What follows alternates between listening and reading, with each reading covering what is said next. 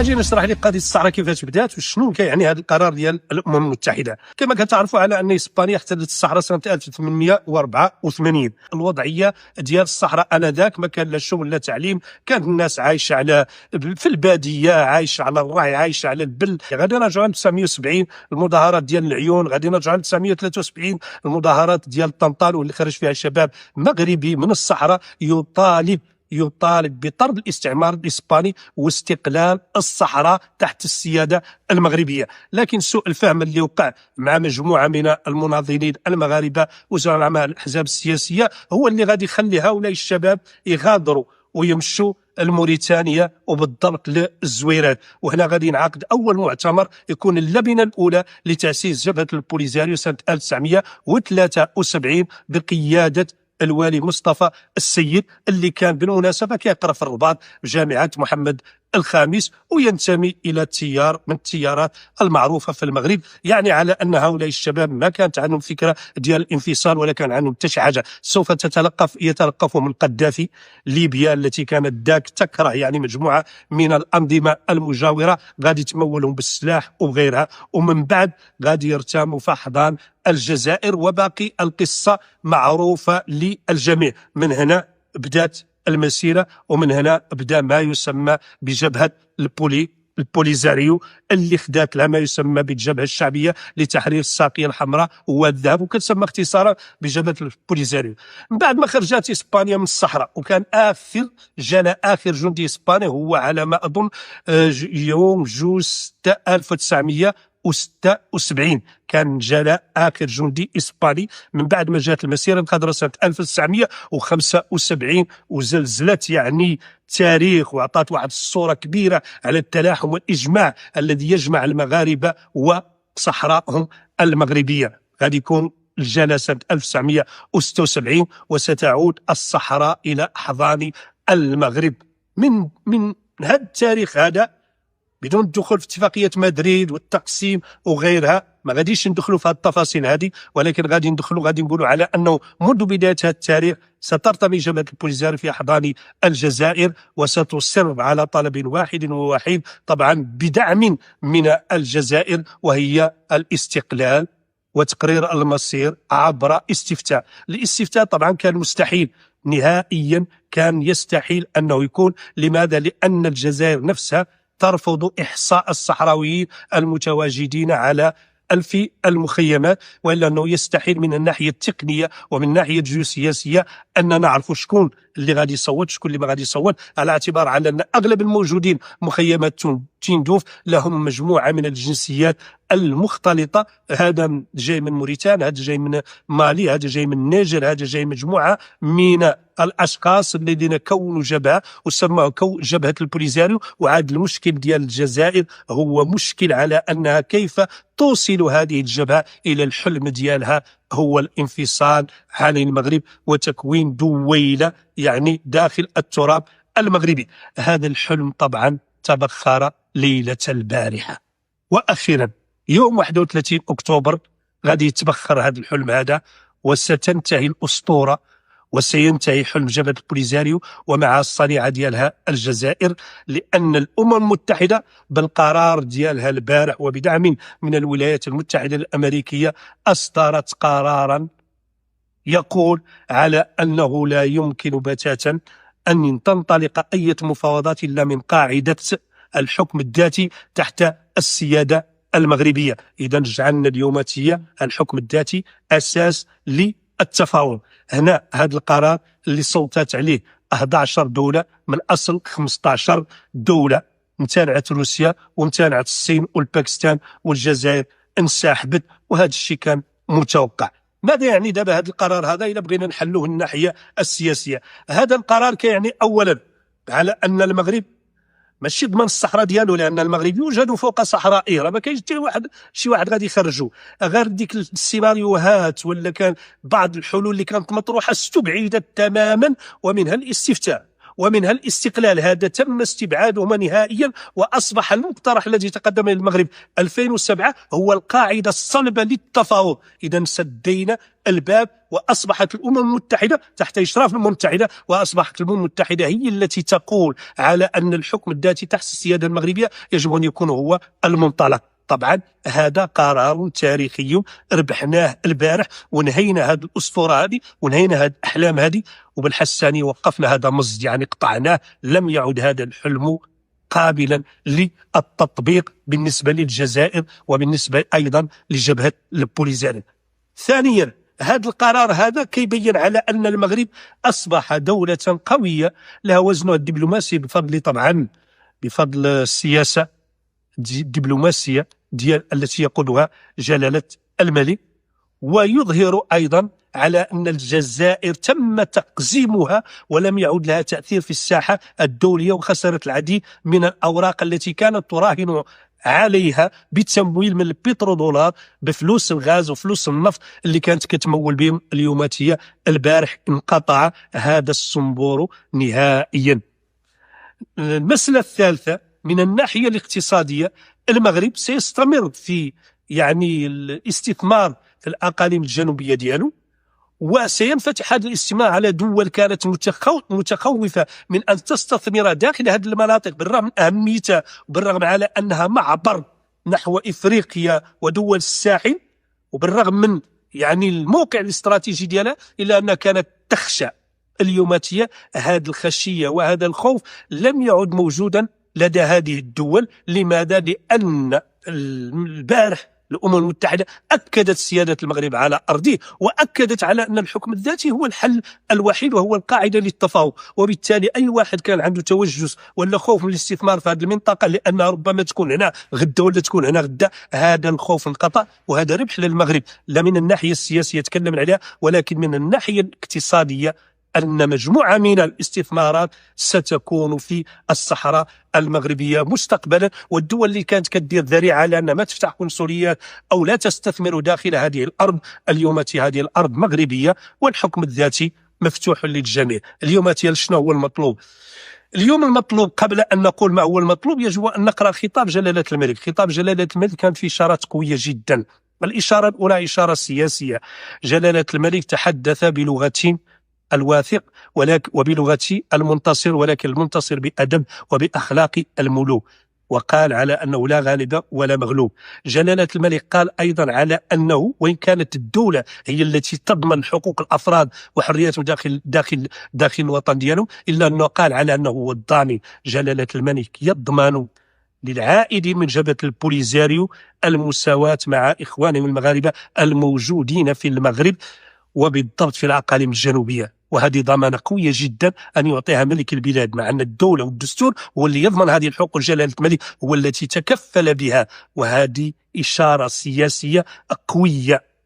جلالة الملك تحدث وقال فخامة الرئيس الجزائري، وهذه مد أخلاق قوية جدا وجميلة جدا، لأنه لم يتحدث بلغة المنتصر، ولكن تحدث بلغة العفو عند المقدرة. أي انتصرنا وصلنا بالحكم الذاتي، حققناه وطرحناه كقاعدة للتفاوض، ولكن راه ماشي كنتكلم معاكم وانا منتصر، لا، يتحدث كأب يتحدث مع أبنائه. مجموعة من الإشارات كانت في هذا الخطاب هذا قوية جدا، ويجب أن يلتقطها. شكون غادي يلتقطها؟ أولا يلتقط الجزائر، واللي كنتكلم الجزائر كنتكلم على حكام قصر المرداية، يجب أن يلتقطوا هذه الإشارة. وتحدث أيضا جلالة الملك عن اتحاد المغرب العربي الكبير، وقال 5 دول. إذا انتهينا من ديك الأسطورة ديال دولة أخرى ولا دول المغرب العربي راهي معروفة، المغرب والجزائر وتونس وليبيا وموريتانيا وفات الأخبار. إذا 5 دول بغيتوا ندخلوا ونقادوا المغرب العربي وندخلوا في إطار مبادلات تجارية، في إطار علاقات سياسية، في إطار فتح الحدود، مرحبا وسهلا. إذا من الناحية الاقتصادية أيضا جلالة الملك تحدث عن استمرار التنمية داخل هذه المناطق وتدفق الاستثمارات إلى هذه المناطق. إذا هناك مجموعة من الرسائل داخل هذا الخطاب. اليوماتية الكرة عند من؟ الكرة اليوماتية عند الجزائر وعند جبهة البوليزاريو. احنا اليوم غادي نتكلموا منطق ديال الناس العقلاء. وغادي نقولوا على انه جبهه البوليزاريو هذه 50 سنه، 50 سنه رحل العديد من رحلوا، والذين كانوا يحلمون بالحلم اللي انتم كنتوا كتحلموا به، انتهى هذا الحلم البارح وتحطم في اروقه الامم المتحده يوم 31 اكتوبر 2025. اذا انتهت الاسطوره. اليوم نحن امام امام امر واقع، تتغير السياقات، وهذه السياقات تفرض عليكم أن تغيروا حتى أنتم نسق التفكير ونمط التفكير، وأن تتجهوا للمستقبل. المغرب يمد يده، جلالة الملك يمد يده، البلاد ديالكم مفتوحة لكم، تجوا تفاوضوا على الحكم الذاتي وتدخلوا البلاد ديالكم تحت السيادة المغربية، وماكم لا تلقاو إلا الخير. ولكن إذا أنتم استمريتوا في التعنت ديالكم ورفضتوا القرار ديال الأمم المتحدة، هنا راه كاين إشكال سياسي وإشكال قانوني، ما غاديش ندخلوا في التفاصيل ديالو. وإلا أنتم ما بغيتوش تقعدوا وتديروا الحكم الذاتي تحت السيادة المغربية كقاعدة التفاوض، ماذا ستفعلون؟ الاستفتاء صح الولد هميش، كنتم كتعرفوا ولد هميش في الأسطورة الحسانية، مات لا خالد. الاستقلال مات لا خالد. إذا لا يوجد إلا الحكم الذاتي تحت السيادة المغربية. إذا يجب أن نستوعب هذه المتغيرات الدولية والسياقات الدولية التي قادها المغرب وقادها جلالة الملك. اليوم يا جلالة الملك ما قالكمش ربحنا المعركة، هو كيتعامل معاكم والمغاربة كيتعاملوا معاكم كإخوان ديالهم. غرر بكم في فترة معينة، كان عندكم حلم في سياق سياسي ودولي معين، خدم هذا السياق لسنوات معينة. اليوم وصلنا ل50 سنة، ما يمكنش نمشيو ل50 سنة أخرى.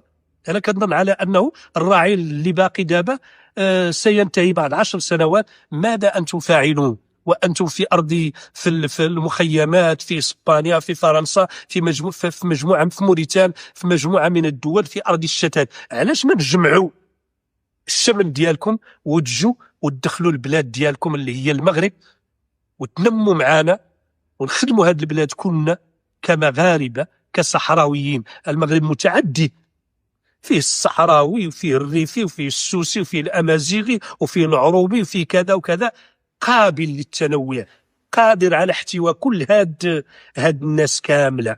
وانتم عطاكم الحكم الذاتي تحت السيادة المغربية. إذا نديروا قاعدة التفاوض، بارك من الحلم الذي لن يتحقق.